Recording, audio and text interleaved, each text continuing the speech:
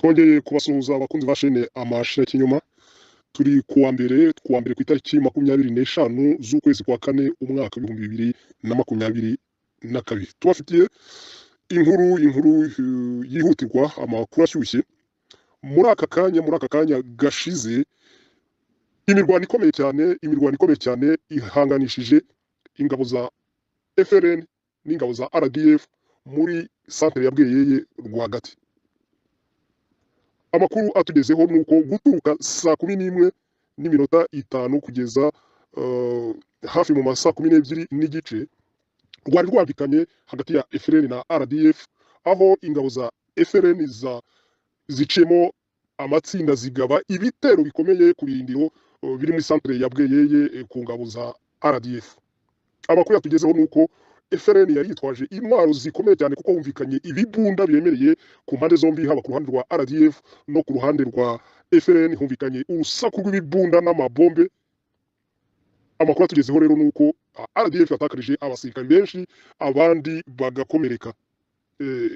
Amakuru tumenye nuko abasirikari ba RDF muri uyu mugoroba bariraga nk'abana b'ibitambambuga, bamwe bavirirana hasi inkomere n'imirambo igera ku 8. Abaje tugezaho amakuru baratwemeza yuko hapfuye inkotanyi ako kamwanya isagwa inkotanyi zigera ku 8, imirambo myinshi, inkomere nyinshi mutababarire, imirambo ndetse imirambo igera ku 8 ntabwo ari mikeya.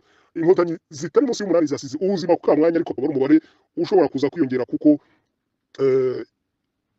RDF ingabo z'inkotanyi zihakomerekeye ari nyinshi cyane, ndetse umuborogo wari mwinshi. Abasirikare ba RDF barira nk'abana b'ibitambambuga. Ni kuri uyu wa mbere ku itariki 25 z'ukwezi kwa kane muri centre ya Bweyeye rwagati, rurambikanye guturuka mu masaa 11 z'umugoroba. Imirwano igeza hafi rwose mu saa moya, aho hari harimo guhererekanywa urufaya rw'amabombe ndetse n'urusaku rw'imbunda ntoya, hanyuzamo hakavugamo ibintu bituragurika. Byari biteye ubwoba abaturage tuvuganye muri Bweyeye centre. Bamwe bari bahamutse kuko ntibari baherutse kumva imirwano ikarishye nk'iyo ngiyo mu mugoroba wo kuri uyu wa mbere. Rwa rusaku rw'amasasu, rwa rusaku rw'amabombe n'ibintu bituragurika. Ariko amakuru atugezeho nuko RDF yatakarije abasirikari batari bakeya. Banyarwanda banyarwandakazi, namwe nshuti z'u Rwanda, bakunzi ba shene amashira kinyoma, twakunze kubabwira tuti iby'iyi mirwano turayikurikirana, tubagezaho amakuru dufitiye imvano. Abakeka ko ibyo tuvuga tuba tutabihagazeho, muri centre ya Bweyeye ntabwo ari mu ishyamba, ntabwo ari ahantu hihishe. Nubwo RDF, nubwo inkotanyi zigerageza guhisha amakuru, twasaba ko abanyamakuru ba Kigali banyarukira mu Bweyeye bakatunyomoza. Bya binyamakuru bibogamiye ku nkotanyi binyarukire mu Bweyeye, bibaze bihabereye, maze binyomoze shene amashira kinyoma. Twakunze kubabwira yuko iby'iyi mirwano bitazoroha. FRN yarasinye, yavuze ko uyu mwaka w'ibihumbi 2022 ugomba kuzaba umwaka w'amagasa kuri RDF, ko batazayorohera. Kandi bavuze yuko FRN itazahagarika imirwano igihe cyose inkotanyi zizaba zitemeye gushyikirana n'abatavuga rumwe nazo bose. Twabonye amakuru yuko igihe Kongo yo yiyemeje gushyikirana n'abayirwanya cyangwa se abatavuga rumwe nayo n'imitwe iyirwanya, ndavuga Repubulika ya Demokarasi ya Kongo, u Rwanda rwo ngo rwavuze yuko nta rutazashyikirana, ko abantu bagomba kuyamanika bagataha. Kandi FRN yarahiye ko itazamanika amaboko, ikeneye imishyikirano, ikeneye kuganira, kandi gasaba ko ibyo biganiro byabonekamo n'abatavuga rumwe na leta y'u Rwanda bose. Igihe rero Paul Kagame we yafashe inzira akigira mu Bugande muri anniversaire no kuryoshya no gutsura umubano, niba nta amacenga, niba atari ukubeshyanya n'igihugu cya Uganda. Ariko igihugu cya Uganda turakibaza tuti urye uri menge. Kagame aragushukashuka ngo mwatsuye umubano, nuko akora. Nimutamenya ubwenge baturanyi ba Uganda, nimuzamenya ikibakubise. Arabongushyushya nk'agaca karimo kongoshyushya inkoko, abahenda ubwenge babwire yuko yisuyeho mugiye kubana, ntimuzamenya ikibakubise. Mujye mumwegereye, nibyo nimutsura umubano mukumvikana, ibyo mutavugaho no mukabibonera umuti byari byiza. Ariko se kwa Kagame ibyo bibaho? Ku nkotanyi ibyo birashoboka? Nibwira ko muzizi bihagije mwabanye nazo.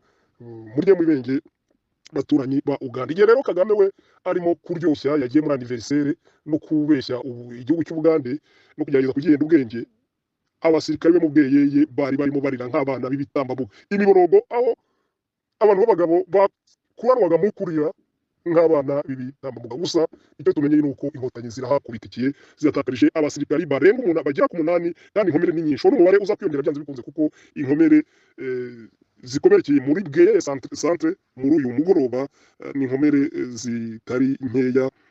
Kandi yari imirwano ikarishye cyane, yari imirwano yatangiye, amakuru atugezeho nuko yatangiye saa 11:05 z'umugoroba irangira isa nk'ituje. Ntituramenya niba irangiye burundu cyangwa se niba iri bwubure, ariko mu masaa 12:02 urusaku rw'amabombe n'amasasu byari bitangiye kugabanuka.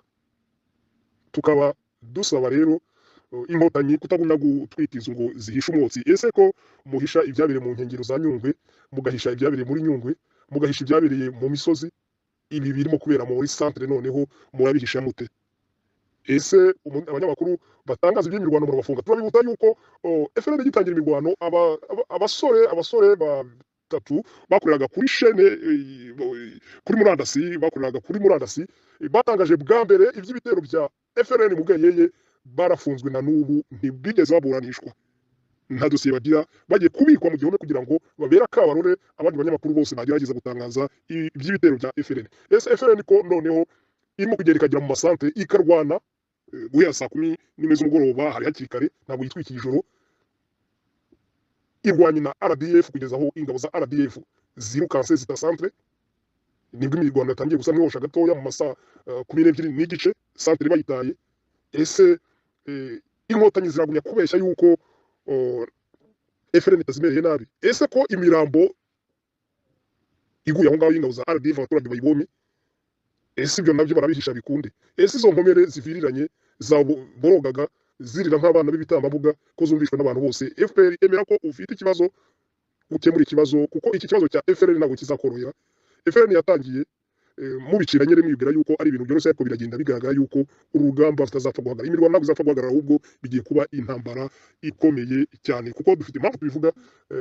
Turi mu bagiye bakurikirana, twagiye tubagezaho amakuru kenshi kiriya mirwano, twayabagejejeho abantu benshi bataramenya ibirimo kuba, tugenda tubagezaho inkuru benshi batabashaga kubona kubera ko leta ya Kigali yari kuza uko ishoboye irafunga, kandi hagasoko abanyamakuru ko nabo bagomba guhirahira ngo batangaze ibibera hariya, ariko biragaragara yuko bigiye kubananira. Imirwano rero ibereye muri centre ya Bweyeye, ni kuri uyu wa mbere ku itariki 25 z'ukwezi kwa 2022.